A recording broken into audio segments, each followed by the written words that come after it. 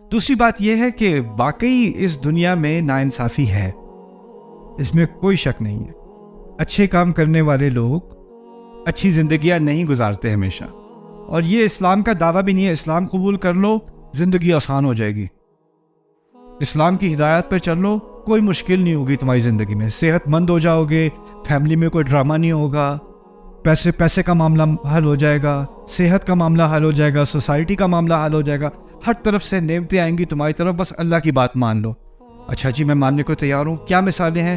ابراہیم علیہ السلام کو دیکھو. ارے ابراہیم علیہ السلام نے اللہ کی بات مانی، گھر سے نکالے گئے، پھر آگ میں پھینکے گئے، پھر بچے کو ذبح کرنے کا حکم کیا، پھر صحرا میں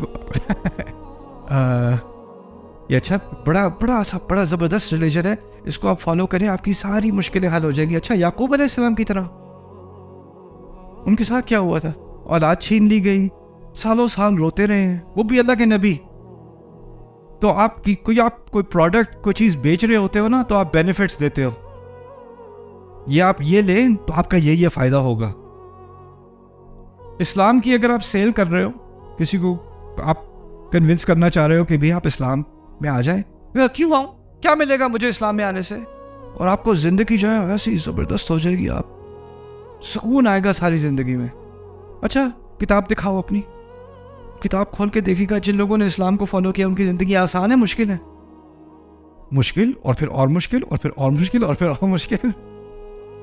یہ کیسی سیل ہے؟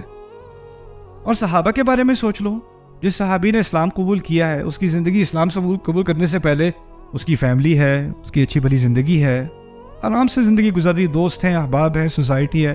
جیسے ہی وہ مسلمان ہوتا ہے کیا ہوتا ہے؟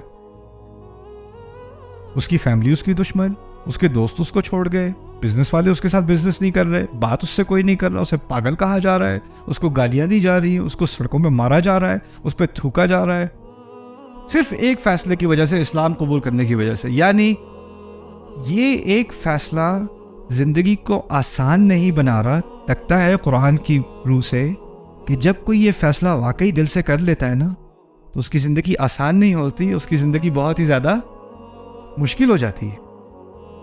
تو یہ نتیجہ ہلکے دل والے لوگوں کے لیے نہیں ہے. اگر واقعی یہ بات سمجھ میں آ گئی ہے الحمدللہ رب العالمین الرحمن الرحیم مالک یوم الدین، تو سوچ سمجھ کے یہ فیصلہ کرنا پڑے گا ایاک نعبد. اور کیونکہ یہ فیصلہ بہت مشکل ہے اور اس کے ساتھ بہت ساری مشکلات کا سامنا کرنا پڑتا ہے، تو پھر جو جہاں سے انسان کو سپورٹ ملتی تھی نا دنیا میں، زندگی میں، ہو سکتا ہے وہ سارے راستے بند ہو جائیں. اسی لیے اب کہیں سے سپورٹ نہیں آئے گی، تو جس کی وجہ سے یہ فیصلہ کیا ہے اسی سے سپورٹ لینی پڑے گی. تو اب سمجھ میں آیا کہ اس کے ساتھ کیا بات جوڑی ہوئی ہے، ایاک نعبد و ایاک نستعین. یہ دونوں چیزیں آپس میں ساتھ اسی لیے جڑی کیونکہ یہ فیصلہ آسان نہیں ہے. یہ کہنا آسان ہے، یہ فیصلہ آسان نہیں ہے. اب ہم نماز پڑھتے ہیں، نماز میں ہم ہر نماز میں اسی دعوے کی طرف واپس آتے ہیں جو اسلام کی بنیاد ہے. ایک طرح سے جو کسی کے مسلمان ہونے کا جو سفر ہے نا، اس سفر کا خلاصہ ہم ہر فاتحہ میں ہر رکعت میں پڑھتے ہیں. کہاں سے بات شروع ہوئی تھی، کس نتیجے پر ہم پہنچے، کس لیے ہم مسلمان ہوئے، ایاک نعبد. اور مسلمان ہوئے اور یہ عبادت ہم نے قبول کی. یہ عبادت جب ہم نے خود ہی اپنے طور پر آ کر قبول کی تو پھر ہمیں اس بات کا بھی اعتراف کرنا پڑا کہ یہ ہمارے بس کی بات نہیں ہے، اس میں بہت ساری مشکلات ہوتی ہیں اور اس میں بس اللہ تعالیٰ آپ ہی ہماری مدد کر سکتے ہیں. وہ ایاک نستعین. ٹھیک ہے، تو یہ بات، اب اس کے بارے میں بھی کچھ چیزیں ہم آبزرو کرتے ہیں. ایک طرف اللہ نے رب کا لفظ استعمال کیا تھا، اور میں نے کہا تھا رب ایسا لفظ ہے جس میں رشتہ ہوتا ہے. تو ایک طرف رب، دوسری طرف عبد، دوسری طرف عبد. اب عبد کے لیے یہاں پر ہم نے دیکھا کہ فعل کا استعمال ہوا ہے. پہلے بھی فعل اور اسم کے بارے میں بات ہوئی تھی، تھوڑی سی دہرا لیتا ہوں تاکہ آپ کا ذہن فریش ہو جائے. فعل میں ہوتا ہے ماضی، حال اور مستقبل، اور اسم میں کیا ہوتا ہے؟ ہمیشگی، دوام، ہمیشہ کے لیے. اللہ تعالیٰ نے اپنے لیے رب کا لفظ استعمال کیا، اسم، لیکن ہمارے لیے ہم نے عبد کا لفظ استعمال نہیں کیا، اسم. ہم نے کیا استعمال کیا؟ فعل. فعل میں کیا ہوتا ہے؟ یا ماضی، یا حال، یا مستقبل. اور فعل ایسی چیز ہے جب آپ کر رہے ہوتے ہو تو ہوتی ہے، جب نہیں کر رہے ہوتے تو نہیں ہوتی. جیسے کھا رہا ہوں کا مطلب ہے جب کھا رہا ہوں تو ہو رہا ہے، جب نہیں کھا رہا تو نہیں ہو رہا. لیکن اگر میں کہوں یہ کھاتا پیتا ہے، اب میں نے اسم استعمال کیا نا، اب وہ سو بھی رہا ہے تو کھاتا پیتا ہے. سمجھ رہے ہیں بات؟